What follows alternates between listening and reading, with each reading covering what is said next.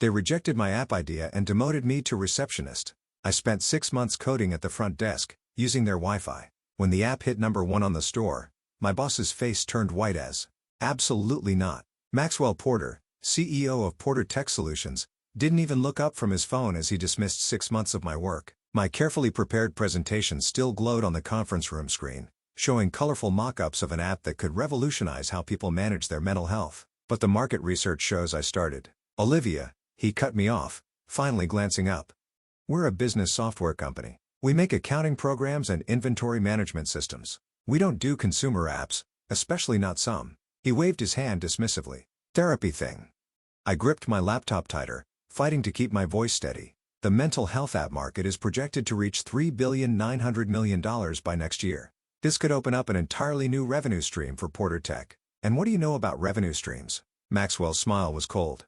"You're a junior developer. You've been here, what, 2 years? 3 years, I corrected. "And I've contributed to every major project since." "Actually," he interrupted again, "that's something we need to discuss." He pressed a button on his desk phone. "Send in Helen from HR." My stomach dropped. I knew that tone. I'd heard it last month when they laid off half the Kia team. Helen Barnes bustled in, carrying a folder and wearing her practice HR smile, the one that never quite reached her eyes. "Olivia," she said warmly as if she hadn't just been summoned to help destroy my career. "Please sit down." I remained standing. "What's this about?" Maxwell leaned back in his chair, suddenly looking almost pleased. "In light of recent budget constraints and your, let's call it unauthorized use of company time to develop this app idea, we're making some changes to your role." Helen opened her folder. "We're offering you a position as front desk receptionist. Same benefits, though naturally there will be an adjustment to your compensation." The rest of her words faded into background noise as I processed what was happening. They were demoting me from software developer to receptionist because I dared to pitch an idea outside their narrow vision. "This is ridiculous," I managed. "I'm a developer. I have a master's in computer science from MIT. "Then you should be more than qualified to handle the booking system," Maxwell smirked. "The alternative, of course, is termination. Your choice." I thought about my apartment rent, my student loans, the current tech job market. I couldn't afford to be unemployed. Not now. "When do I start?" My voice sounded distant even to myself. "Monday," Helen said brightly. "I'll email you the new job description. We'll need your developer credentials and access cards by end of day." That evening, I sat in my tiny studio apartment surrounded by empty takeout containers and self-pity. My laptop screen showed the app mock-ups I'd spent months perfecting. Mindspace, a revolutionary platform combining ad-driven therapy tools with peer support networks and professional resources. I've gotten the idea after watching my best friend Kate struggle to find affordable therapy during the pandemic. The existing apps were clunky, impersonal, or prohibitively expensive. I knew I could build something better. My phone buzzed. "Speaking of Kate, I'm going to kill him," she declared when I told her what happened. "Actually, murder him with his own pretentious Italian leather shoes." I managed a weak laugh. "Pretty sure that won't help my career prospects. Neither will letting them demote you to receptionist." "You're brilliant, Live. Your app idea is brilliant. Don't let them." "I need the job, Kate," I sighed, looking at my sad bank balance, "at least for now." She was quiet for a moment. "So, what are you going to do?" I stared at my laptop screen at the mock-ups that had gotten me into this mess. Then I noticed something. The Porter Tech VPN was still connected. My developer access still active. They wouldn't disable it until tomorrow. "I'm going to build it anyway," I said slowly, an idea forming. "Build what? The app?" "Yes." I sat up straighter, energy returning. "They think putting me at the front desk will shut me up. Fine. I'll use their Wi-Fi, their electricity, their coffee. I'll build men's space right under their noses." "Live?" Kate sounded worried. "Is that legal?" "As long as I use my own equipment and don't touch any company code, perfectly legal. They can't stop me from working on personal projects during downtime." "But can you really build an entire app by yourself while working reception?" I thought about the coding workshops I've been running for local high school girls, teaching them the basics of app development. About Maria, the brightest student I ever mentored, who is now studying computer science because I showed her it was possible. "I won't be doing it alone," I replied. "I know exactly who to call." The next morning, before heading to Porter Tech to turn in my developer credentials, I made 3 important calls. First, to Maria, "How'd you like to get some real-world development experience?" Then to my college roommate, Jen, now a UX designer in Seattle. "Remember that app idea I told you about? I'm doing it. You in?" Finally, to my cousin David, a lawyer specializing in tech startups. "I need to make sure everything I'm about to do is completely legal. By Monday morning, when I took my place behind the reception desk at Porter Tech, I had a plan. My personal laptop was loaded with development tools.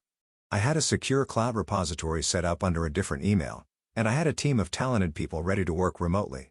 Maxwell walked past without acknowledging me, probably expecting to see me broken and defeated. Instead, I smiled pleasantly and answered the phone. Porter Tech Solutions. How may I direct your call? Between calls, I opened my laptop and began to code.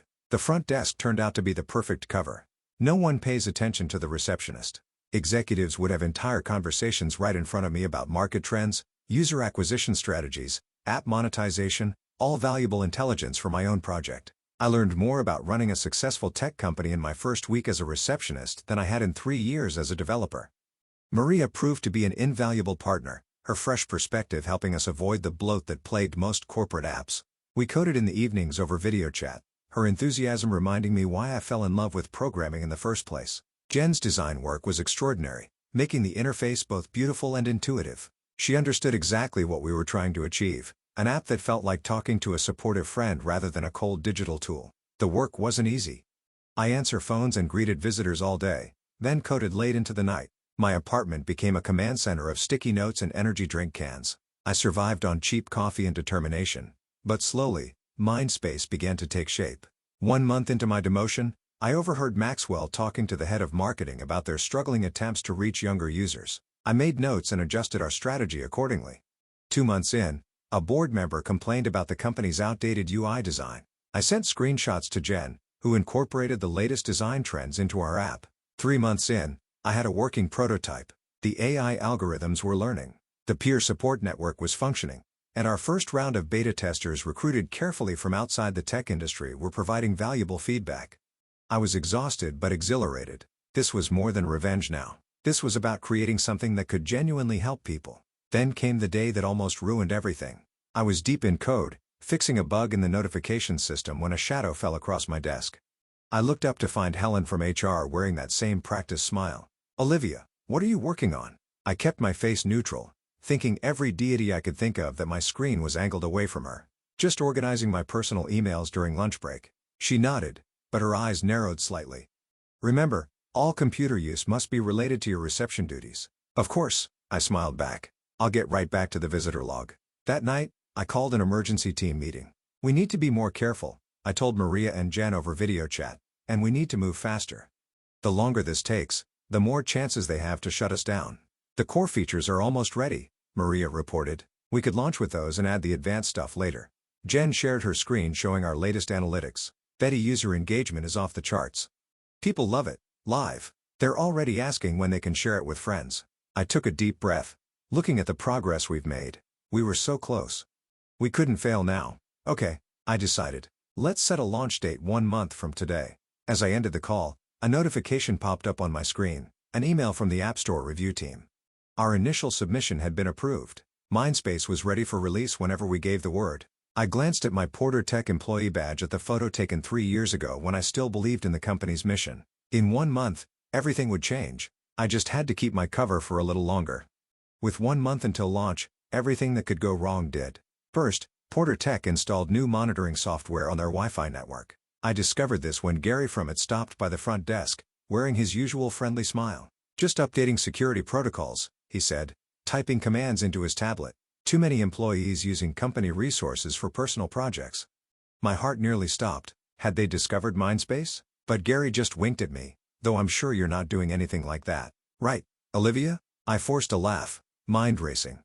I'd need to route all development traffic through a secure VPN now, more carefully, more slowly. Time we didn't have. That evening, during our team video call, Maria had more bad news. "There's a bug in the peer support matching algorithm," she reported, sharing her screen to show lines of problematic code.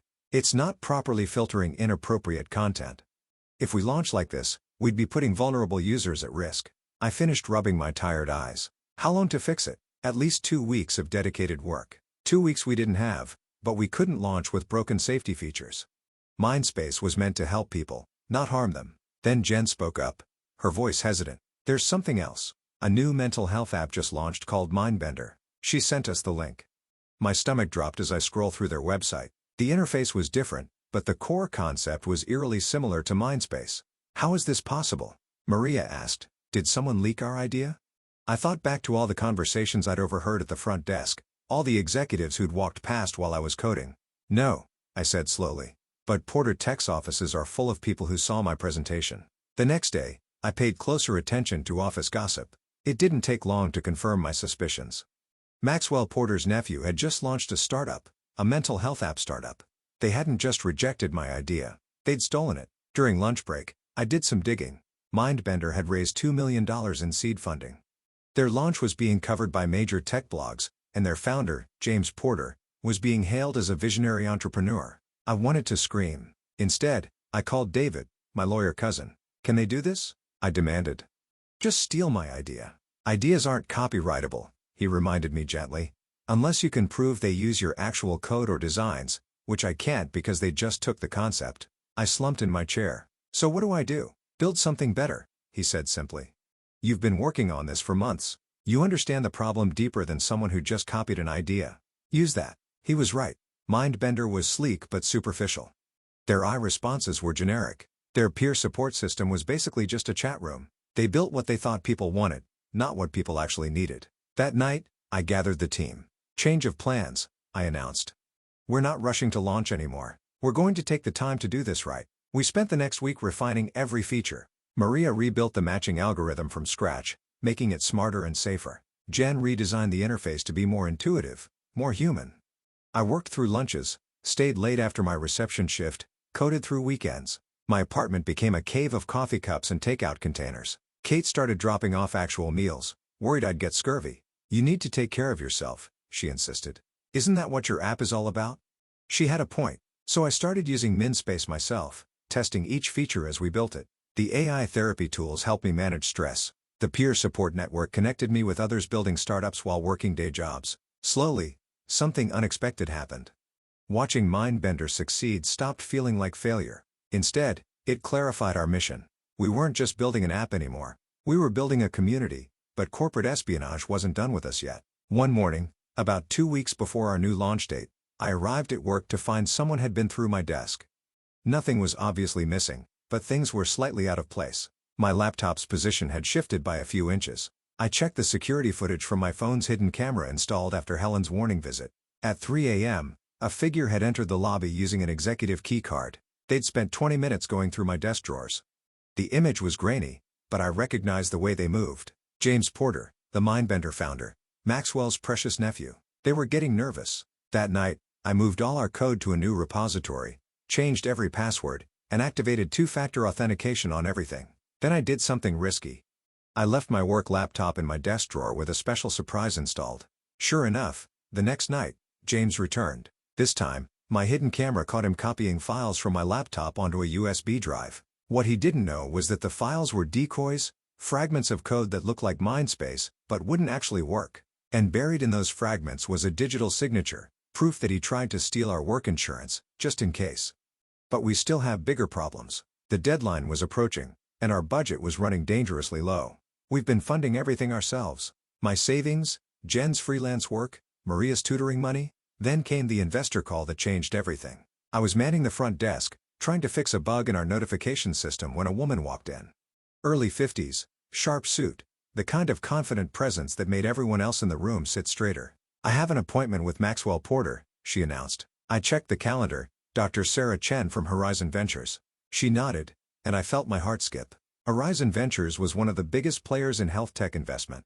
As I called out to Maxwell's office, I noticed Dr. Chen glancing at my laptop screen. I quickly minimized my code window, but not before she raised an eyebrow. Interesting architecture, she commented. Building something. Before I could respond, Maxwell burst out of the elevator, all smiles and handshakes. Sarah, wonderful to see you. Let me tell you about some exciting opportunities. They disappeared into the conference room, but not before Dr. Chen gave me a final thoughtful look. That afternoon, after they finished their meeting, Dr. Chen stopped by my desk. That looked like a therapy application you were working on, she said quietly, with some unique security implementations I haven't seen before. I hesitated, then decided to take a risk. Would you like to see more? For the next 15 minutes, I showed her MindSpace, the learning algorithms, the sophisticated content filtering, the peer support network that match users based on shared experiences rather than generic categories. This is impressive, she said finally. especially for someone working from a reception desk. She handed me her card. Call my office tomorrow. Let's talk properly. That night, I barely slept. The next morning, I called Horizon Ventures for my lunch break. Dr. Chen didn't waste time with small talk. Your app solves problems I didn't see addressed in your competitor's product.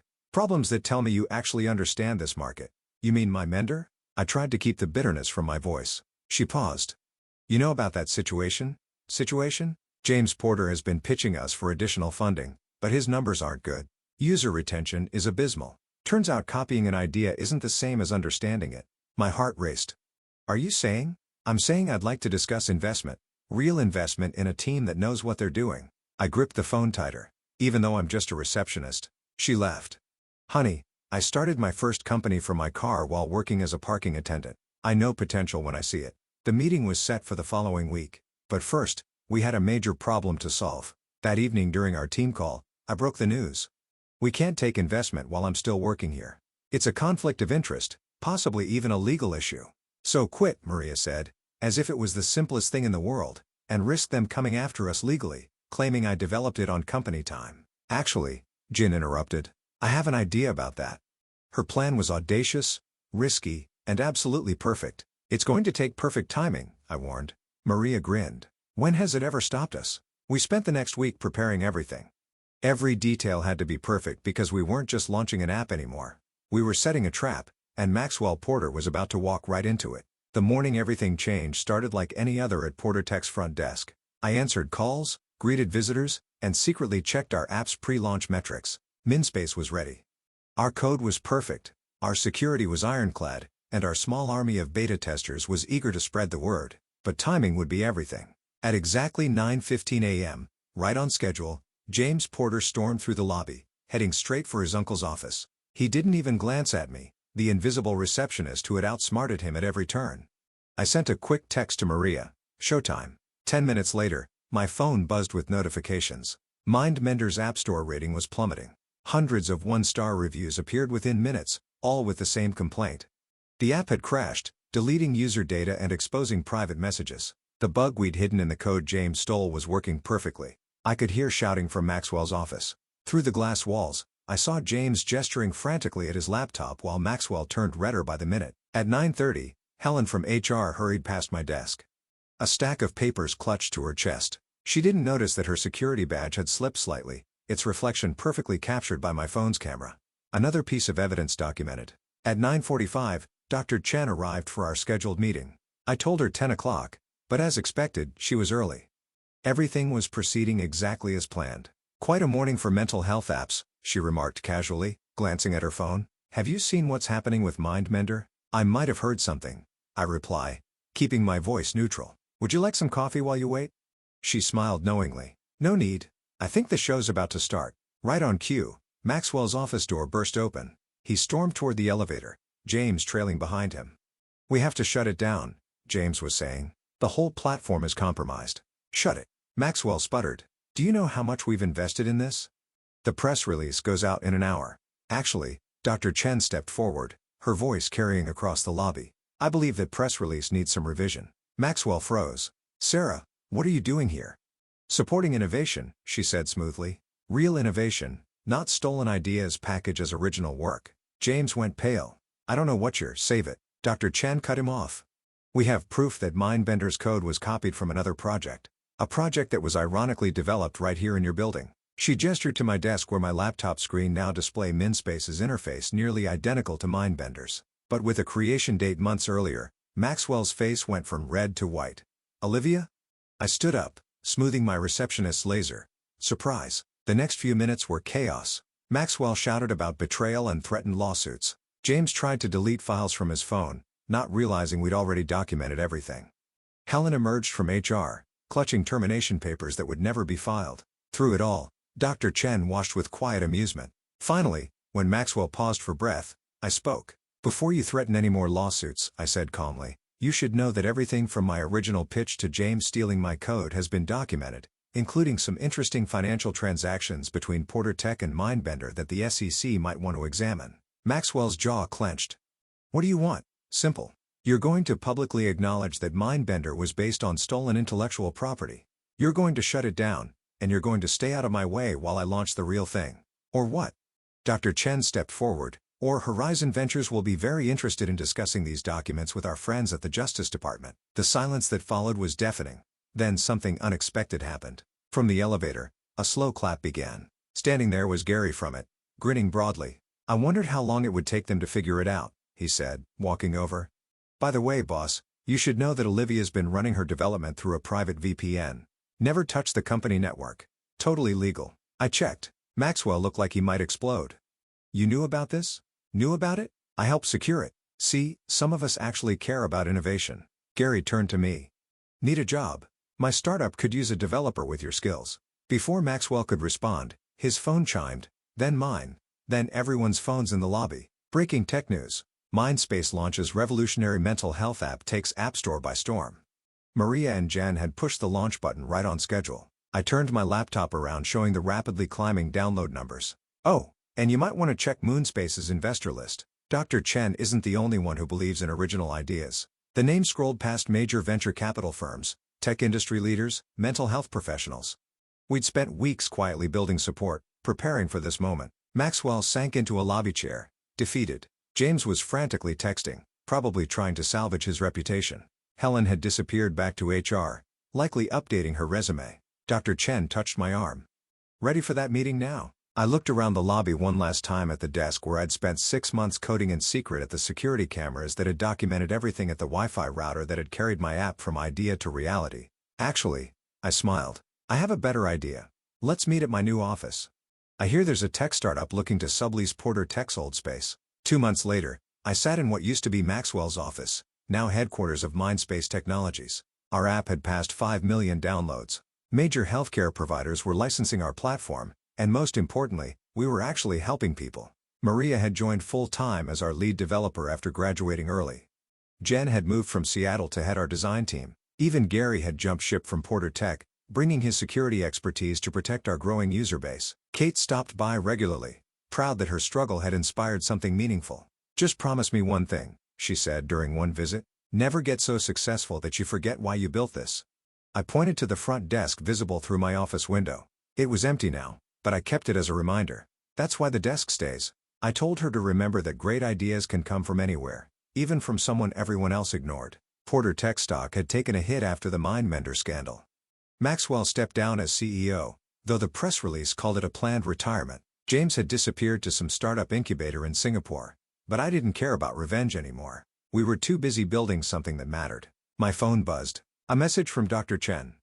Our latest funding round had closed. The numbers made my head spin. As I looked out over the city skyline, the same view Maxwell used to enjoy, I opened a Mainspace on my phone. Our mission statement shimmered on the screen. Everyone deserves to be heard. I thought about all the nights coding in secret, all the carefully laid plans, all the people who believed in us when we were nothing but an idea and some borrowed Wi-Fi. Sometimes the best revenge isn't destroying your enemies. It's building something so amazing that they're forced to watch from the sidelines knowing they could have been part of it. My desk phone lit up. Our new receptionist letting me know my next appointment had arrived. A young developer with an idea she wanted to pitch. Send her in, I said, clearing my schedule. After all, you never know where the next great idea might come from, even if it comes from someone sitting at the front desk quietly changing the world.